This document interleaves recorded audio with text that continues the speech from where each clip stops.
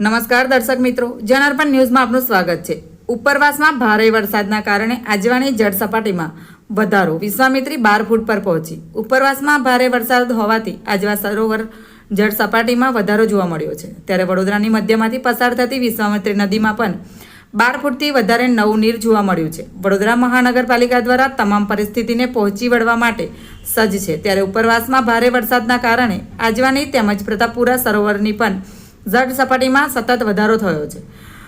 વરસાદ વધારે વરસે તેને પહોંચી વળવા માટે પાલિકા તંત્ર દ્વારા ક્વિક રિસ્પોન્સ ટીમ પણ મૂકવામાં આવી છે। આજે આજવા સરોવરની સપાટીમાં વધારો જોતા વિશ્વામિત્રી નદીની સપાટીમાં પણ નજીવો વધારો જોવા મળ્યો છે। Bureau report, જનાર્પણ news. આવા જ નવા સમાચાર જોવા માટે જોડાઈને રહો જનાર્પણ ન્યૂઝ સાથે।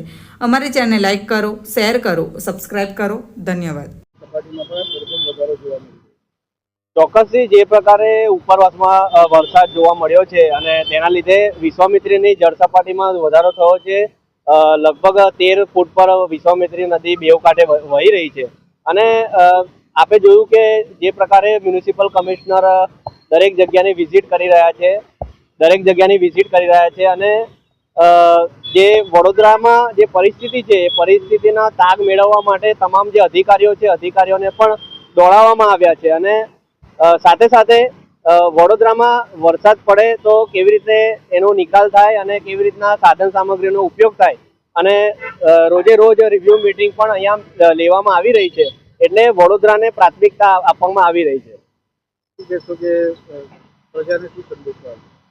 પ્રજાને સંદેશો એ જ આપીશ કે વડોદરા મહાનગરપાલિકા તો કામ કરી જ રહી છે, પરંતુ આપણે પણ વડોદરામાં જો વરસાદ વધારે પડે તો આપણે કેવી રીતના પોતાની સુરક્ષા અને પોતાના પરિવારની સુરક્ષા આપણે કરી શકીએ છીએ એ રીતના પ્રિપેર રહેવું પડશે।